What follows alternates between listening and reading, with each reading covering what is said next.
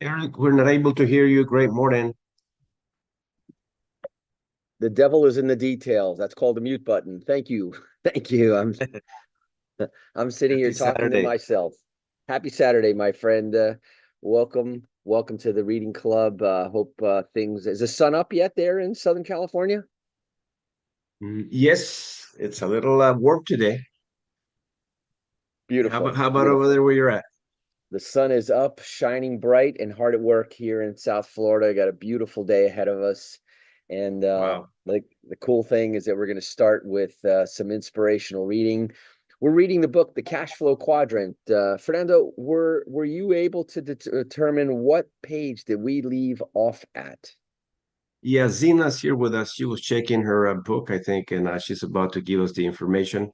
I know we're in chapter two, but Zina, were you able to catch where we left Yes, off? oh my goodness, I'm looking Are, at it as we are speak. we at the Uh, beginning of chapter two or somewhere in it? Because it I'm was I'm at in, I know I started on page 36 and I read like 7 pages. So I'm trying to bring that up because I would remember when I bring it up. All right, and I switched over to the PDF version of the Yes, book so that I could be in line with all of you. But page 34, Perfect. 35, and yeah. uh and we're talking about page 35 of the book, not of. No, of the PDF on chapter 2. I have page 48, my marker in the actual book, which is, let's see. It says information age pension plans is at the top of the page, but I could be wrong. That's it. That you I got it there, think you're Jameson. right. I think you're right, Jameson. Thank And you. it's Yes.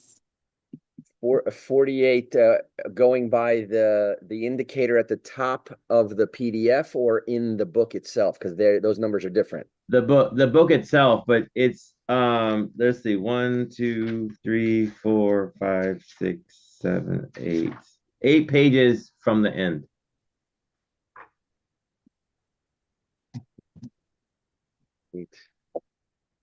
Usually I take note of that. Yeah, and unfortunately, I wasn't there last week, but let's see Michelle here. also says page 48 in the chat. All right, and Yeah, it's it at the is. It is. It's page 48. information age pension plans. Yes. That's where we're That's the picking one. up. All right, I'm there. And what I also want to do, maybe somebody would, if they would, put the website of the PDF for anyone who doesn't have the book or wants to follow along exactly where we are. I'm going to go ahead and share my page. Let me see here.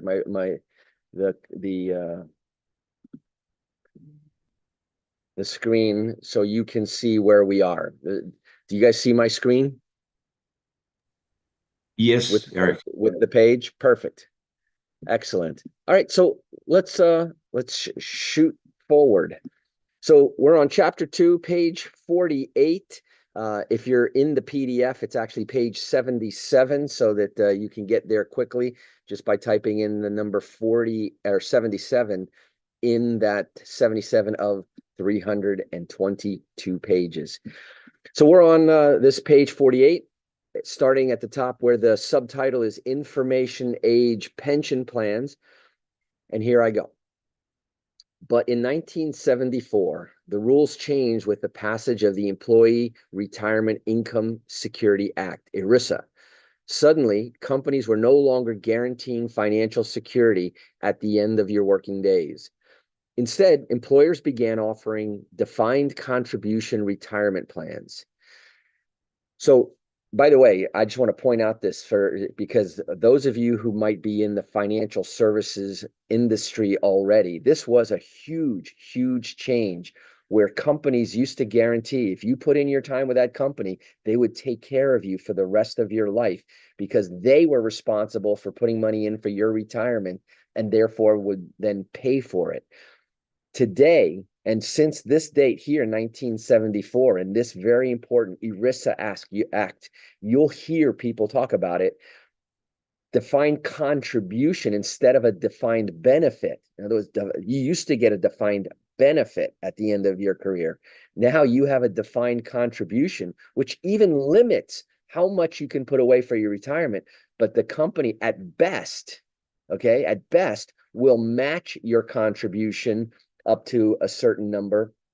But most often they will allow you to put money in unmatched, and some companies don't even do that anymore. So that defined contribution shifted the burden from the employer to the employee. So I just want to make the big deal that it is that this changed everything when it came to Americans' retirement.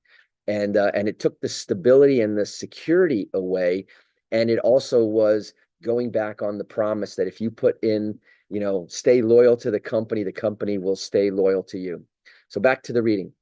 Defined contribution means that you only get back what you and the company have contributed while you were working. In other words, your pension is defined solely by what has been contributed. If you and your company put no money in, then you get no money out. The good news is that in the information age, life expectancy has increased.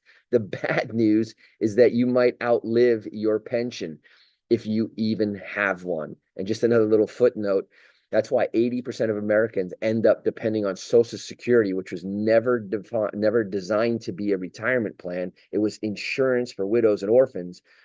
And the fact that the biggest worry today that Americans face is outliving their money. It used to be, and that's why life insurance became so big, was dying too soon and leaving your family without the ability to provide for themselves. Today, that is the distant second place to outliving your money, not knowing if you're going to have enough money to live on in retirement. So risky pension plans. What many people don't understand is that whatever you and your employer put in the plan is no longer guaranteed to exist when you decide to pull it out. This is because plans like the 401k and the superannuation are subject to market forces. In other words, one day you could have $1 million in the account, but if there were a stock market crash, which every market occasionally has, your $1 million could be cut in half or even wiped out. With defined contribution plans, the guarantee of lifelong income is gone. People today who retire at age 65 and begin to live on their defined contribution plan could run out of money by, let's say, age 75. Then what do? Dust off their resume?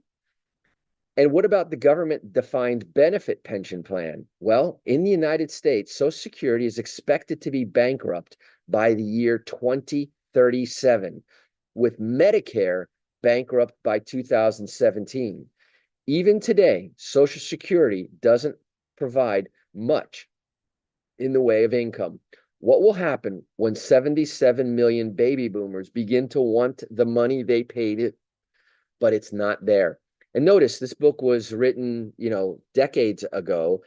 The forecast of it, every single election cycle, the conversation of who's going to fund or who's going to stop Social Security. And they always keep kicking the can down the road. Medicare, we're past 2017, but again, the conversation still exists. Will it be around in a couple of years? That's not a secure retirement plan, and certainly isn't a secure retirement feeling. So back to the reading. In 1998, President Clinton's popular cry of "Save Social Security" was very well received. Yet, as a Democratic senator, Ernest Hollings pointed out, obviously, the first way to save Social Security is to stop looting it. For decades, the federal government has been responsible for, quote unquote, borrowing the retirement money for expenditures, a government-sanctioned Ponzi scheme. Many politicians seem to think that Social Security is income that can be spent rather than an asset that should be held in trust. Too many people counting on the government. I write my books and create products, such as the educational cash flow game. Because the industrial age is history, and we must prepare for the opportunities of the information age, my concern as a private citizen is that from my generation forward, we aren't properly prepared to handle the differences between the industrial age and the information age. Boom. There you go. There is a very important point of the book. Most people don't even realize that we're operating still in the industrial age, but or as if we were in the industrial age, and yet we're in a completely different era. A case in point is how we prepare financially for retirement years. The idea of go to school and get a safe, secure job was a good one for people born before 1930. Today, everyone needs to go to school to prepare for a job or a career, but we also need to know how to invest, and investing is not a subject taught in school. In fact, finances are barely taught in school. One of the problems created by the industrial age is that too many people are dependent upon the government to solve their individual problems. Today, we're facing an even bigger problem because we have delegated our personal financial responsibility to the government, right? Who is known and proven not to be able to manage money properly. Today, we're facing even bigger problems because we have delegated our personal financial responsibility to the government. It's estimated that by the year 2020, there will be 275 million Americans, with 100 million of them expecting some kind of government support. This will include federal employees, military retirees, postal workers, teachers, and other government employees and retirement and retirees expecting Social Security and Medicare payments. They're contractually correct in expecting the government to support, because in one way or another, most have been investing into that promise through their working lives. Unfortunately, there were too many promises made for too few, or for far too many years. Now the bill is coming due. I don't think those financial promises can be kept. If our government begins to raise taxes even higher to pay for those promises, those who can escape will escape to countries that have lower taxes. In the information age, the term offshore won't necessarily mean another country as a tax haven. Offshore could even mean cyberspace. A great change is at hand. And by the way, this book, even though some of these dates are outdated, the concept and the message is not. And we're going to pause a second for a little bit of a conversation in just a second. But a great change is at hand. I recall President John F. Kennedy warning, a great change is at hand. Well, that change is here. So, investing without being investors. The change from defined benefit to defined contribution pension plans is forcing millions of people throughout the world to become investors with little investor education. Many people who have spent their lives avoiding financial risks are now being forced to take them. Most will find out when it comes time to retire whether they were wise investors or careless gamblers. And the sad part about it is a lot of them weren't careless gamblers. They were just naive, right? Uninformed. Today, the stock market is fueled by many things, one of which is non-investors trying to become investors. Their financial path looks like this. And here we have a graphic. And for all of you who may or may not be looking at the graph, remember the cash flow quadrants, the title of this book. Think of it as a square divided into 4 equal parts, quadrants. The top left is the E quadrant, the employee quadrant. The bottom left, okay, and on the left side, no leverage, is the S, or self-employed. It's just an employee on steroids. The top right is the business quadrant. That's a business system, self-operating, self-functioning. And then the bottom right, the best quadrant, is the investor. And people are expected to go from the E quadrant to the I quadrant with no instructions and no education. So like we just finished reading today, the stock market is fueled. In other words, imagine a giant arena, right? And everybody's playing, but only a few people know the rules of the game. So here we go. Often people go from the E quadrant to the S quadrant, from the S quadrant to the B quadrant. There's no requirement for us to go in that progression. You can go directly, but you still need the knowledge. And that's why that whole concept of a financial IQ is so, so important. By the way, if anybody wants to make a comment, please raise your hand, because I'll come to it. We're just like picking up steam here. And so I'm going to get a little bit further before I take the break, but go ahead and raise your hand, and we'll talk about it. Dr. Parker, good morning to you. Hey, Eric, good morning, sir. Listen, real quick, and I'll let you get back to the reading, but isn't it amazing how relevant this reading is today? The book was written several years ago. The concept remains the same. The issues are the same, my friend. We have not solved these problems. You mentioned earlier that 80% of Americans basically are going to find themselves in a position of retirement with not enough sustainable income to carry them through. So this is why what we do with our partnership with MWR is so important. And this drives the point home. I mean, so the book was written, what was the year? Back in 2001 or 11, one of the two, I think. It remains the same. It is amazing to me, sir. It is. And like I said, don't let those dates throw you off. While the government has been able, through taxation and printing money, which, by the way, is a whole different problem we don't have to talk about at this point, but you have to face the fact that, inflation, which was not really a thing in the, before the 70s, here, 1974, with that one single swooping change, the retirement promise was taken away. The burden shifted to the employee from the employer. So I often say on my radio show, there's a money game going on.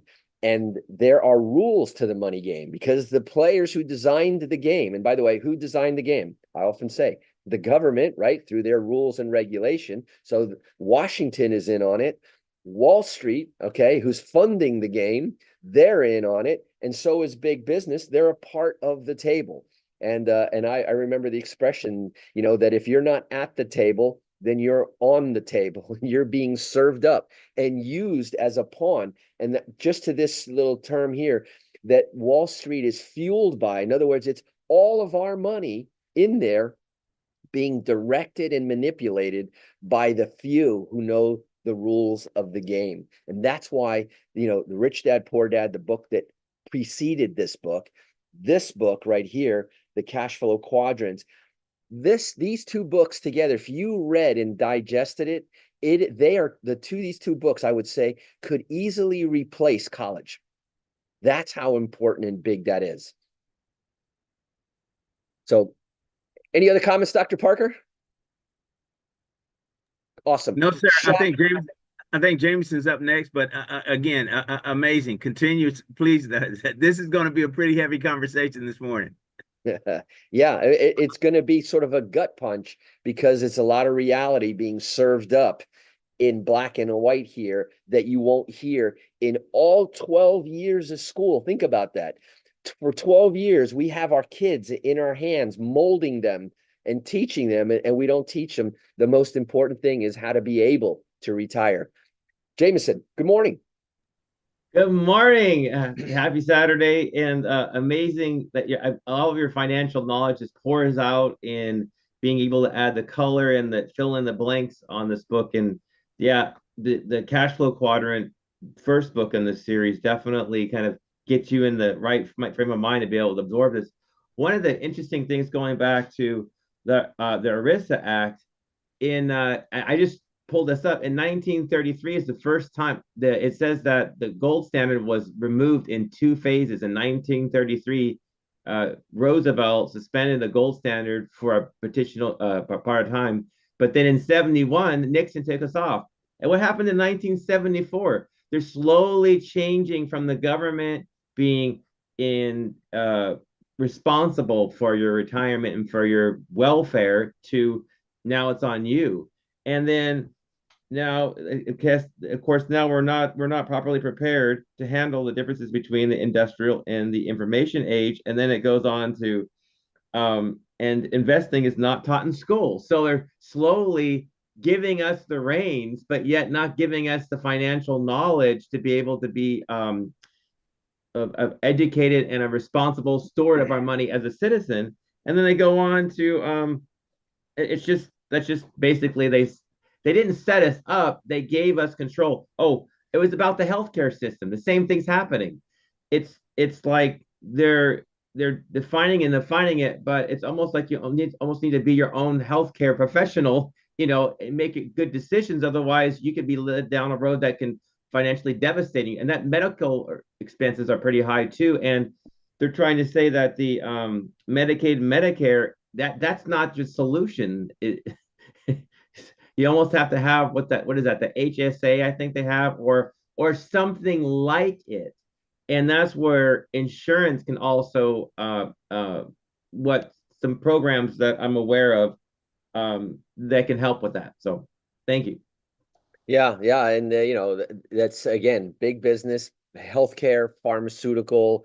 That is another huge powerhouse in and controlling funding the government. And so to your point, they have shifted all of the responsibility that used to be part of the package of why you would go to school, get a good education to get a safe and secure job. The incentive to do that, and I'll even confess here secretly amongst our friends that are reading the book, that when my oldest son, who watched how things happened here in the house, decided that he wanted to be an entrepreneur, and secretly, I would never admit it to him up front, but if he wanted to go straight into business, he had all the education that he really needed. If he wanted to skip college, I would not have fought him on it. The fact that he wanted to go to college because all of his friends, and that's the way culturally society is. But how many examples of multi-billionaires who didn't complete college, dropouts? Bill Gates is one example, right? And there's many, many, many that dropped out of college because they didn't see the utility of it. They even thought it was a waste of time because they had bigger visions, bigger missions, and they had an understanding of how business and finance works. So I'm going to pick up again, and then we'll find another place to break. But this is obviously, you can see I get excited about it, and that's why my radio show, now 26 years on the air, is all about the safe and simple approach to buying real estate, which is, in my opinion, and I'm pretty sure it's correct, the ideal investment. It's one of the pillars. And one last thing, Jameson mentioned how in the 30s they began to remove the gold standard because our dollars used to be backed by, $1 is backed by the equal value in gold back in Fort Knox.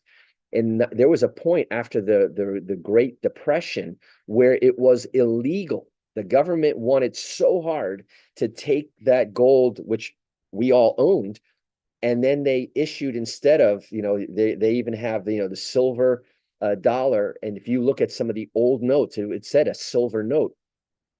Today, it's a Federal Reserve note. A note is an obligation. The dollars that you carry in your wallet is really, people are trading not an asset, but a liability, right? The government says that it's a federally guaranteed reserve note.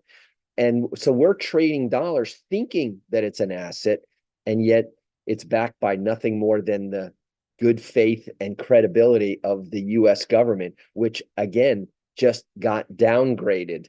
So in the 30s, it was illegal. They wanted to confiscate all of the gold. And then, and eventually it was legal to own gold again. And yet look at what part of a person's portfolio gold is today, and all the precious metals. It's usually less than 10%. So That you see that, and then of course in 1971 they abolished it completely. And by the way, Jameson was pointing out what an important time that was, and that's when inflation hit the roof, because now they could print those notes at will.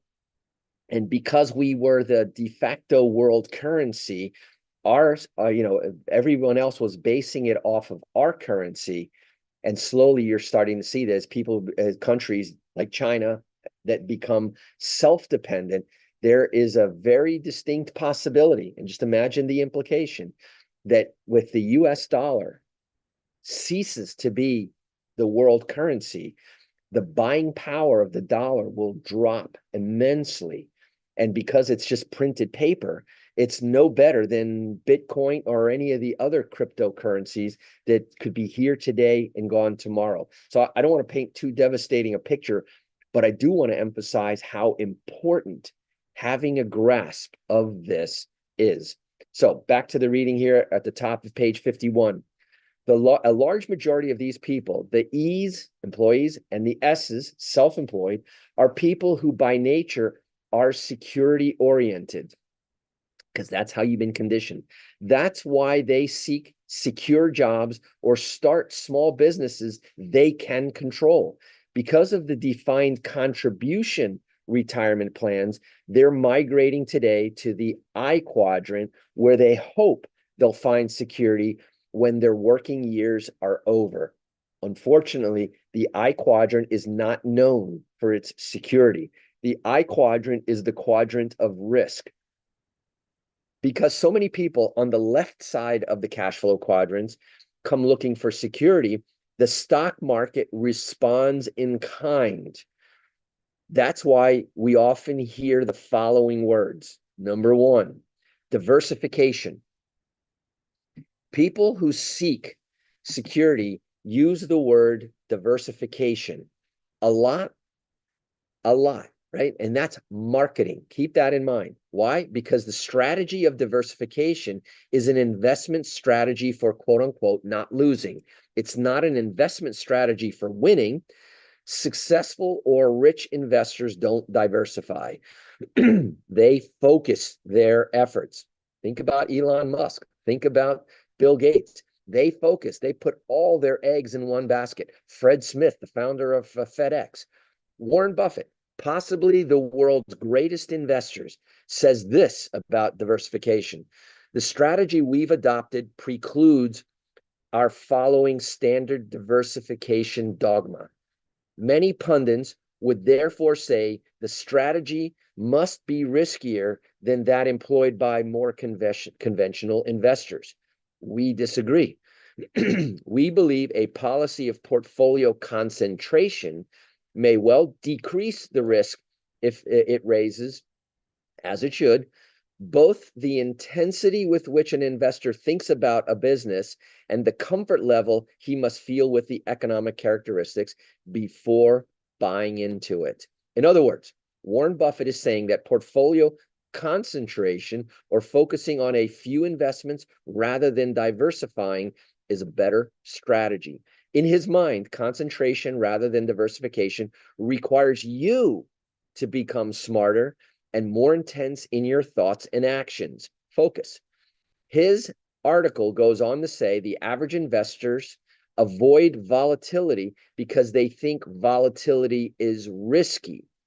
Warren Buffett says instead, in fact, the true investor welcomes volatility, right? Wall Street, they make money on the up and on the down. And the more volatility is, the more Wall Street makes. Think about that. They're in a different game than the average investor. Robert Kiyosaki goes on to say, when Kim and I were escaping from financial struggle to financial freedom, we didn't diversify. We concentrated our investments. 2, quote unquote, blue chip stocks. Security-minded investors usually buy blue chip stocks, companies. Why? Because in their mind, and marketing made it so, because in their mind, they're safer. While the company might be safer, the stock market is not. These stocks won't protect your money in a market free fall. Number 3, and this one here, it even kills me, the big lie, mutual funds. People who know little about investing feel more secure turning their money over to a fund manager who they hope will do a better job than they can. This is a smart strategy for people who have no intention of becoming professional investors. But at least you put in the hands of somebody that knows what they're doing. But between the costs and the fees built into mutual funds, who makes the money? The mutual fund makes a lot of money. The fund managers make hordes of it. But the problem is that as smart as this strategy is, it doesn't mean that mutual funds are less risky.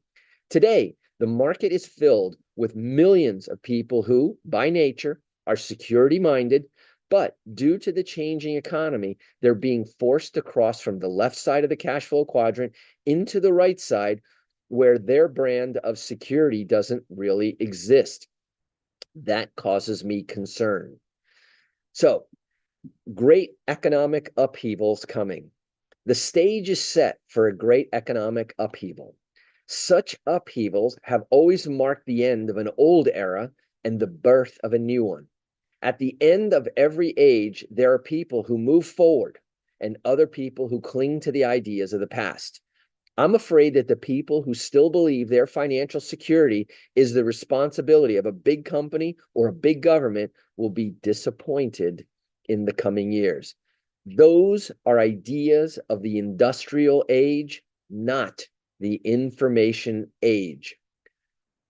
And I want to come back and talk about that a little bit in just a second, because that is huge. And if you think about what's going on right now, in the last 10 years, social media, right? And look at the millionaires and the billionaires being formed as a result of the industrial age converting to the information age, social media, technology, and now AI.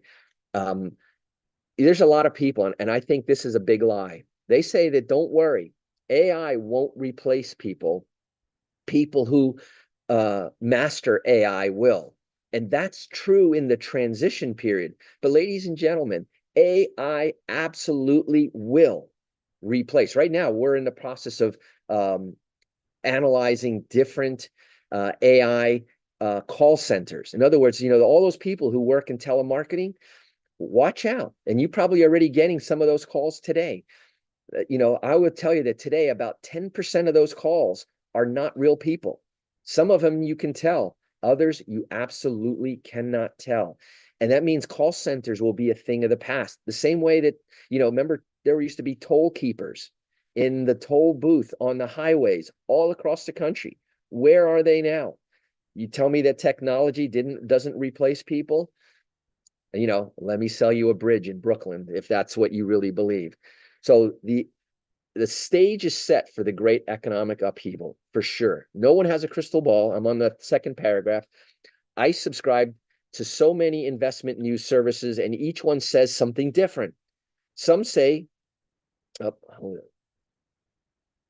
lost my place here, sorry. Some say the near future is bright. Some say a market crash and a major depression are right around the corner. Maybe isn't that what exactly happened in 2008, shortly after this book was written? Some say a market crash and a major depression are right around the corner. To remain objective, I listen to both sides because both have points worth listening to. I do not play fortune teller, trying to predict the future. Instead, I work at staying educated in both the B and the I quadrants and being prepared for whatever happens. A person who is prepared will prosper, no matter which direction the economy goes, whenever it goes. If history is any indication, a person who lives to the age of 75 should anticipate going through 1 depression and 2 major recessions during his or her lifetime. My parents went through their depression, but the baby boomers have not yet. Today, we all need to be concerned with more than just job security. We all must also focus on our own long-term financial security. and not leave that responsibility to a company or to the government. The times officially changed when companies said they were no longer responsible for your retirement years. Once they switched to the defined contribution retirement plan, the message was that you are now responsible for investing in your own retirement. Today, we all need to become wiser investors, always aware of the ups and downs of the financial markets. I recommend learning to be an investor rather than giving your money to somebody else to invest for you.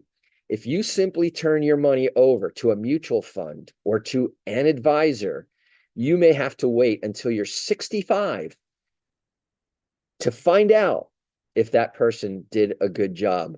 You see, I talk about the financial report card all the time, right? In school, we had a report card. We were quizzed, pop quizzes, we had tests periodically, and then we got quarterly grades. So at least every quarter we knew if we were passing or failing, okay? And I'm even surprised that we've taken away the A, B, C, D, F grade system that rewarded people who did extremely well and punished people. Now it's pass fail. We don't want to hurt somebody's feelings. Ladies and gentlemen, sometimes you got to hurt somebody's feelings in order for them to get the message. And so in life, once you turn into an adult, where's the report card? Unless you know how, have a written financial plan. I talk about this all the time. And then you review it optimally every quarter, minimally once a year. You need to check your own financial score to find out if you're on path, because the responsibility. Now, I know I'm preaching to the choir here this morning with our reading group. But out there, there's 14 people out of 8 billion people in the world. There's 14 people here. And that's kind of the statistic of how many people are paying attention to what's going on and how many people are aware that there's even a problem, let alone educated enough and have the experts at their fingertips. Because you see, the wealthy, they don't try to learn all the money rules and execute everything themselves. They all have teams. They build teams around them, teams to manage their money, teams to forecast and manage the business, teams and teams of people. Do you have a team? That's the big question.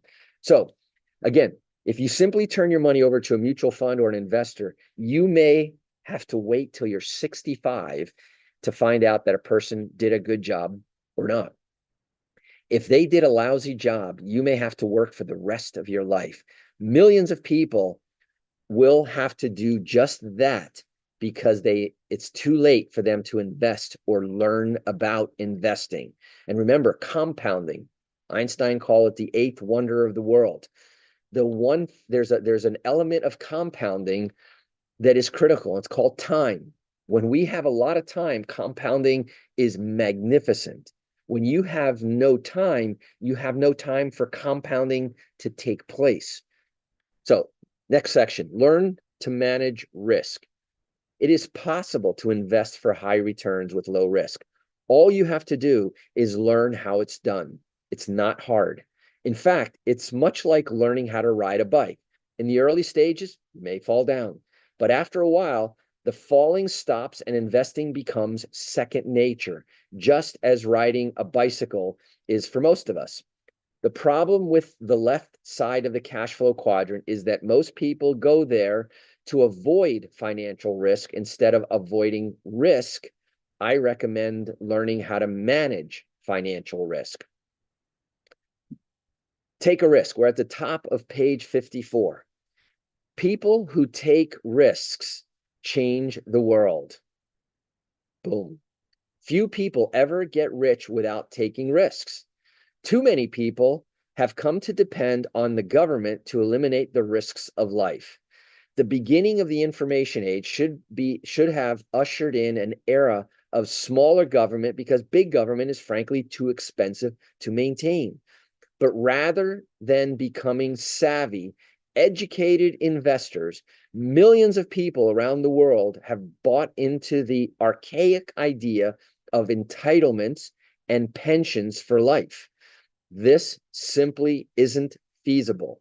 The information age means we all need to become more self-sufficient, grow up, and take personal responsibility for our retirement.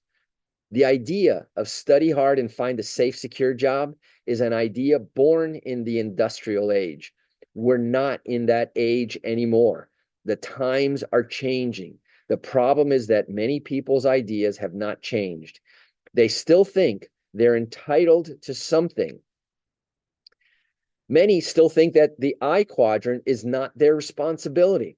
They continue to think that the government, big business, a labor union, or their mutual funds, or their family will take care of them when their working days are over. For their sake, I hope they're right. These individuals have no need to read further. Wow. Okay. Anyone have a comment or something that they wanted to share? We're at the 10:12, so we're 45 minutes into our hour conversation. As you can see, some of these things are very uncomfortable to read and to accept, but we have to. We absolutely have to. And again, I know I'm preaching to the choir here, but you think about Social Security. That's marketing, my friends. That's marketing, because there is no security in a fund that people keep predicting, and even the government acknowledges that there's not enough money going into the fund, and there's too much money being promised out of the fund. And here's one little thought, and I think I've probably been saying this for 20 years that I can remember. You want to change Social Security from going bankrupt? Why is it that Washington and our government has a separate retirement plan than everybody else? Right? Think about this again, because this ought to really sink in. They have a different medical program. Washington, our government, from the president all down to all the House of Representatives, they all operate, okay, live and feel very comfortable having a separate retirement plan that is not Social Security. That's a government pension. They all live in a world where they have a medical program. Their medical benefits are not the same as the ones that you and I pay for. You want to solve the health insurance problem in the United States? You want to solve the pension problem in the United States? Take that away and make the people in Washington operate and live right by. In other words, the old saying, you should eat what you cook, right? And they're not doing that. They're eating from a completely privileged and reserved plate, while you and I falsely believe that Social Security is the backdrop that you need, that is a retirement plan, which is not. Anyone else have a comment? Because I don't want to steal the show and have this be a monologue.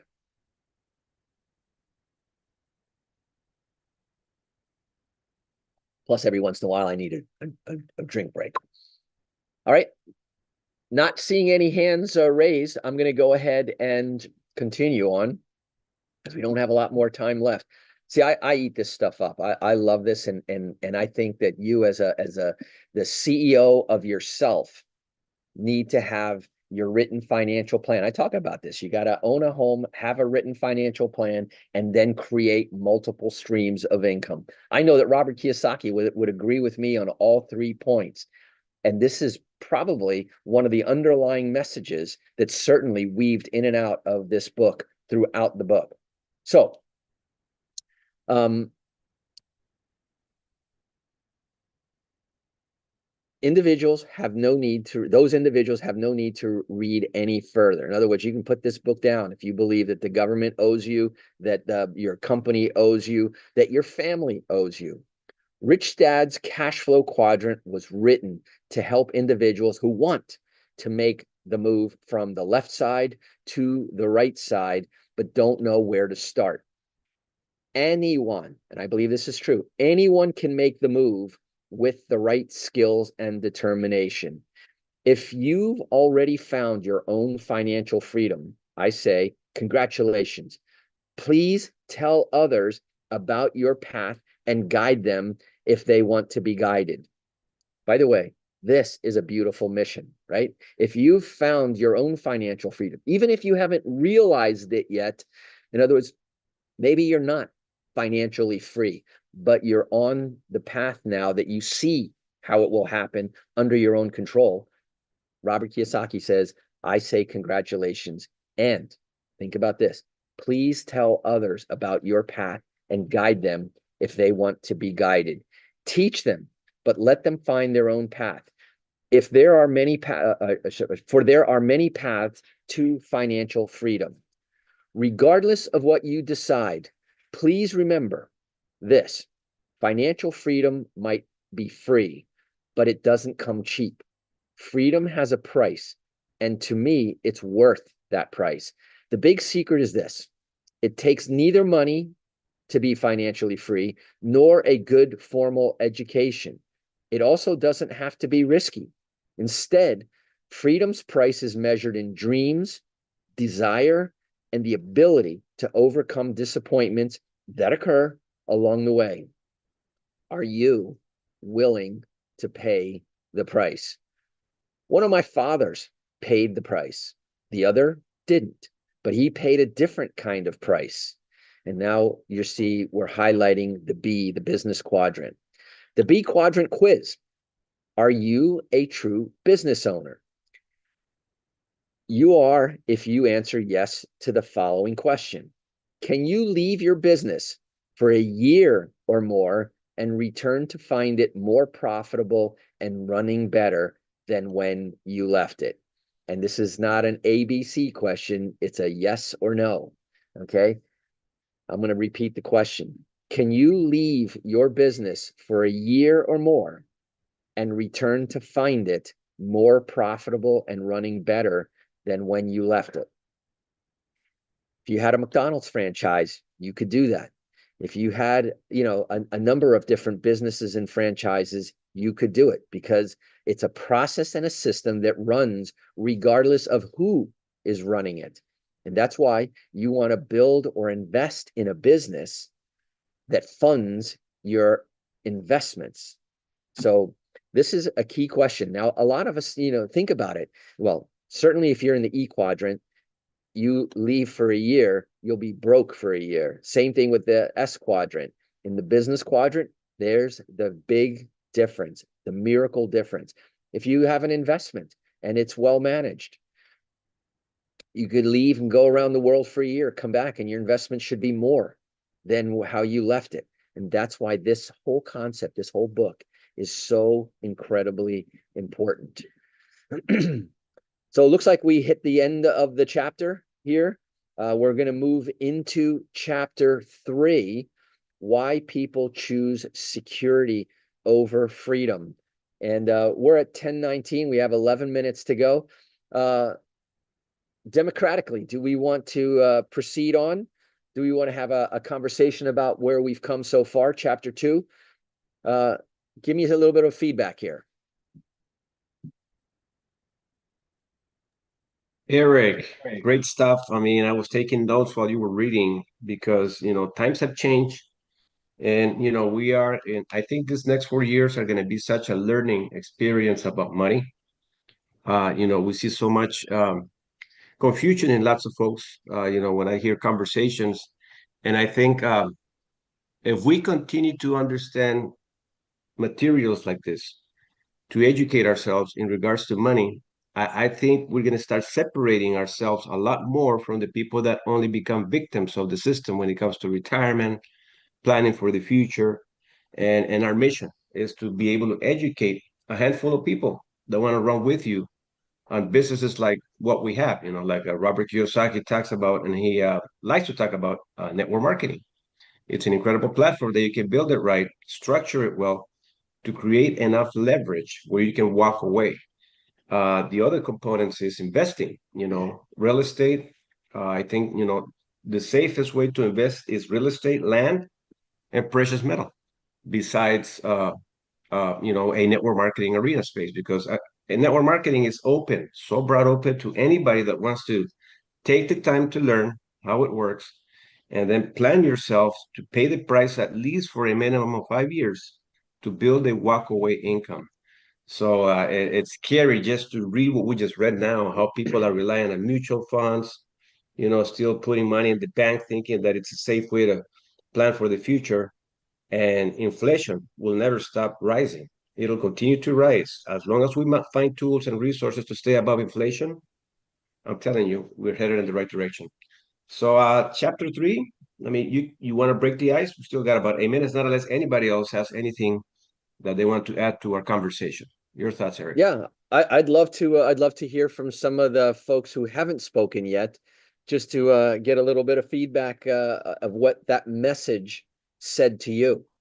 Because hopefully, I mean, these were very sharp comments that are made in chapter 2, and I wonder how well they landed, and whether that changes your perspective on anything. So, Fernando, I'd love to hear from some of the folks that haven't spoken yet. Yeah, here's a little quiz. So we can just kind of put it in our own personal life, financial life perspective, Eric. If you stop working today, for the 14 of us that are here, for at least 3 months to a year, do you have anything set aside that can replace your current income from what you're currently doing? See, and these are things that we need to realize and understand. So just by asking that question, you can easily figure out where you are. So this is a test for all of us to realize, do I have something that I can rely on and fall back on? Or am I screwed? See, this reading, cash flow quadrant, has a lot to do where you can actually be in the next 3 to 5 years. If you can cut so much time of money that you have not invested in the past from this point forward and say, listen, if I stop working right now, I'm dead in the water. Or it's time for me to really start taking my life serious when it comes to our finances and start doing what the cash flow quadrant allows us to do. And we have so many ways, Eric, to advance, especially knowing, the simple concept that also Robert Kiyosaki talks about. The bigger your network, the bigger your net worth. Back to 100%. you, Eric. Yeah, and you make a really good point. And I think back to myself, because today the word network marketing, which, by the way, it was a term that was coined, but has existed for a long time. In fact, I would even submit that that's something that the wealthy have been doing forever, right? They, amongst their network, right? And they just reserved it for their family, friends, and colleagues. But the idea of spreading the word, like Robert Kiyosaki was talking about, and helping other people to have access to the formulas that work, right? To the systems that work, has been around forever and ever. And unfortunately, the same way, if you think about it, when the horse used to be the chief means of transportation, and then when they, Henry Ford, brought out in first mass production, but first, when cars first came out, people criticized them. They said they were dangerous. They said that they were a bad thing. And believe it or not, there was a time where cars had a bad name. And then when the rich and the wealthy started having cars, but nobody else, most people were still on horses, the concept shifted because they realized that the smart early adopters basically validated what that was. When network marketing first started as a term, though, back in I think it was the 1950s. Okay, so think about this. It's network marketing is 75 years old. Today, it doesn't have the same social stigma that it used to. Not only that, and think about this, because a lot of times uh, network marketing is a problem, okay, for the industrial age businesses, because it is giving independence and freedom to the individual, and big business needs lots of small individuals staying in their place as part of their organization, where the top wins. In network marketing, not just the top wins, but it's spread out throughout the organization. And what you're seeing today, the big shift in society, right? People don't work for a company 40 years anymore. And so there's no longer an incentive for you to stay there.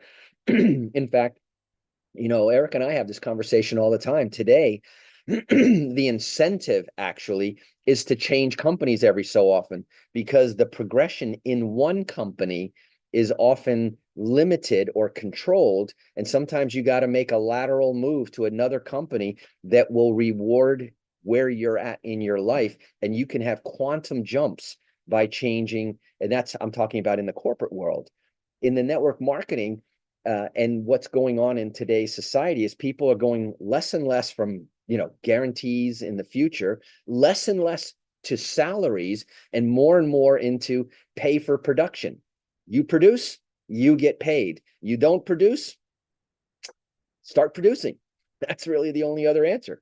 And so now, and that's why you're going to see this whole thing of the difference between network marketing and big business. I mean, think about it. Amazon, right? One of the world's largest companies, is really a huge network marketing. They call it affiliates. They just term it and call it something different. Coca-Cola has an affiliate program. Everybody from Amazon to Microsoft to you name it has an affiliate program. And that's why social media and influencing has been such a big thing. And right back to your point, Fernando, your network, okay, you just can't, you can't deny it. Your network is your net worth. Now, your network could be small, but very powerful and influential, or it could be the masses and be massive. That's the cool thing, is that you can design this in any way that you like. And the last thing, just to reinforce what you just said, and I had this, what to me was a rude awakening. Literally, I woke up one morning in 2009. Okay, if you remember 2009, we're now 2 years into the Great Recession. And I woke up and I didn't know what day of the week it was. Okay, and frequently I often don't know what day of the week it is. I wake up and I go like, oh, what day is it? Where am I supposed to be? Thinking like I was conditioned at a job. And I literally was in a daze, laying in my bed, a very comfortable one. I'm looking out my window, a beautiful view, and I had this sense of panic because I was thinking, holy cow, where am I supposed to be? What time is it? Who's paying for all this? I was literally in a cold sweat, and then I realized, that's right, real estate. I was 2 years into the financial crash of a life. And you see, if you didn't have to sell, doctors were still getting paid, living a good life during the Great Recession. People who had rental income were still, even though their property values may have dropped 50%. But you see, people have to live somewhere, and those people have to pay rent. And if you own modest rental properties, where else are they going to go? They're going to figure something out. And that was the big, for me, the aha moment when I realized that, thank God for real estate. Thank God for being a business owner and having a small business. And it taught me for the rest of my life. When I left corporate America to go become self-employed, people thought that I was first crazy, but then second, how courageous. Wow, you took such a big risk. And today, I'll bet you the thought is quite different. Look at all the government jobs that were considered to be safe and untouchable, and somebody came in and cut it by the tens of thousands. Where's the security there? Because what's their option? They were, not highly trained, highly skilled, highly focused. They were government employees, which is like being an employee at McDonald's, right? It's not a huge skill that's highly marketable. And today, and that's why that whole idea of niches and focus is so important. And so we'll wrap it up and leave it right here to stay and honor the time. Next week, the next reader will pick up right here on page, let's see, what is it? It's so if anybody wants to mark it down, page 57 of the PDF book.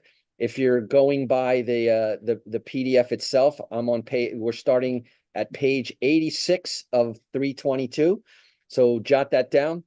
And unless there's any final comments, I'll turn it back over to you, Fernando. Jameson did raise his hand, saved by the bell.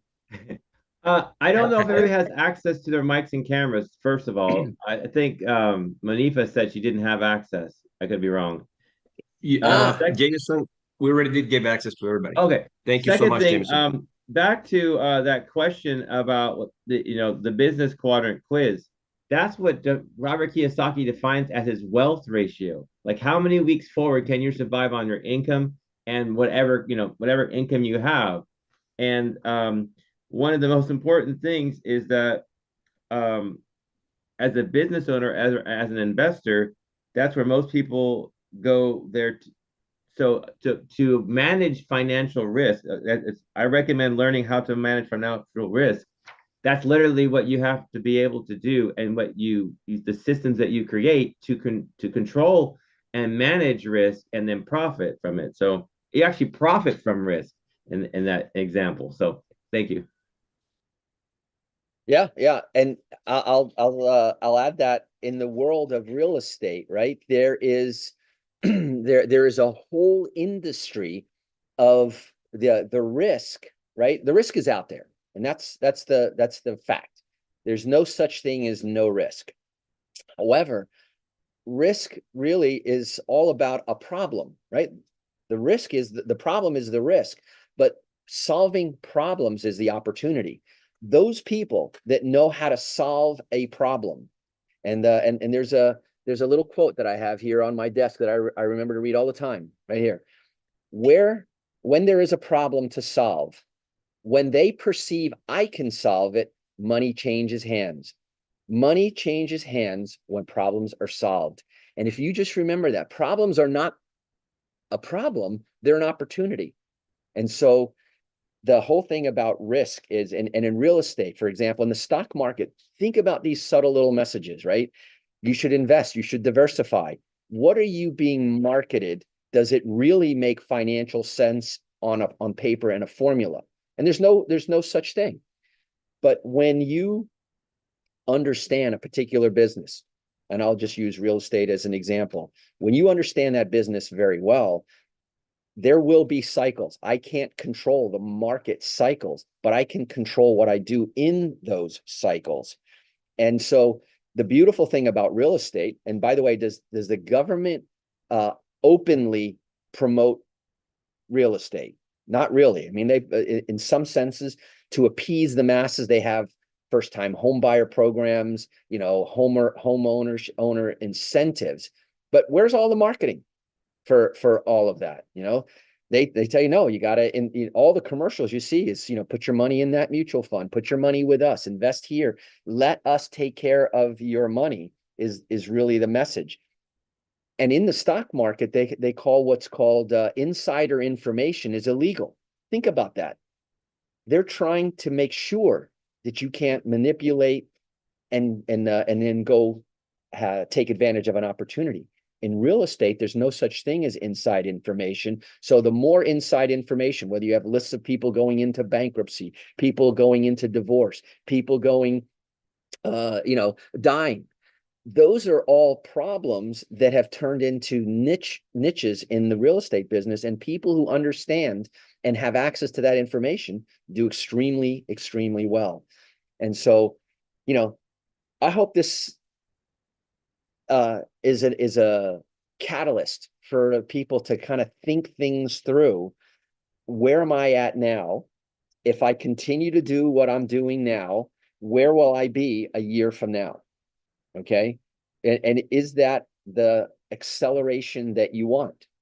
Or do I need to change my concept, my perception? And then once you've changed your perception, your actions will follow. Thanks for that, Jameson. And now I'll turn it over to you, Fernando. I have access now. There you go, Monifa. Oh, I wrote a comment. in the chat because I kept pressing it and I couldn't open my camera, I couldn't speak. But anyways, Eric, you did an outstanding job. You and Jameson, like you guys were tag teaming, and Fernando would jump in every now and again and give his, his knowledge and wisdom about it all. But it was a really, really great read about us having. We really don't have a lot of time. We have more time behind us than we have ahead of us. So how can things compound? That stood out. So if you're not investing, you're not on the road to wealth. Start investing. You know what I'm saying? Get it done because time is what you need for things to compound. I love this platform so dearly because of the mindset and the ingenuity of Coach Fernando, Dr. Parker, for keeping this platform going, starting the platform more or less. Thank you guys so much. I'm glad I'm in the right place at the right time. I'm about to get on the elevator. You must hear the echo. Sounds good. Sounds like you're in a big hall speaking to millions of people. Yes, I am. I am in the hallway. What about that? Add the way on the behind of that. By the way, great picture there from the Women's Health and Wellness 2025. There you go. Networking and building. That was back in March. I'm spreading the word, and I like to get in the rooms because that's when I can hit more people when I'm in the rooms. Excellent. Casting the net, get more people in one shot than one there, one here, one there. Excellent. Well, cool. Thank you, Monifa. Thank you. Anyone else that now that the mics are free? Otherwise, like I said, keep trying to pass the baton over to Fernando. I'll keep trying. Hey, nobody wants to let you go, Eric. I mean, I'm taking notes. I got my notepad here. I kid you not. And it's always great to hear from you, your expertise, your experience, what you went through. Wow, that was amazing. Back in 2000, what was it, 2011? 2009. And like I said, that was right. a major. And I'm going to tell you, I literally had a panic attack, and I'm not a person who has panic attacks, but I'm thinking, I ought to be somewhere, right? Who's paying for how is this possible? And then slowly, I start to recognize, no, okay, it's all good. It's all good. In fact, you know what? It's great. It's great, Wow. and I thank God every single day that that real estate exists, and that it led me to that path. And that's one of the things why, in the program that some of you that are on this call, maybe many of you on this call, are familiar with MWR, which is all about the financial IQ. It's all about taking control of your own finances and teaching, because most people are intimidated. Finances are complicated. Okay. I've been in the field for, 25 plus years, and I don't know a lot, right? But I don't have to know a lot because I have CPAs that's their focus, and they do very well in that field. And so I don't have to know everything. I need to know enough and know the right people. And so again, this is why referrals, there's bad CPAs, there's good CPAs. If I have a network of people somebody in my network has a good CPA, somebody in my network has a great financial planner,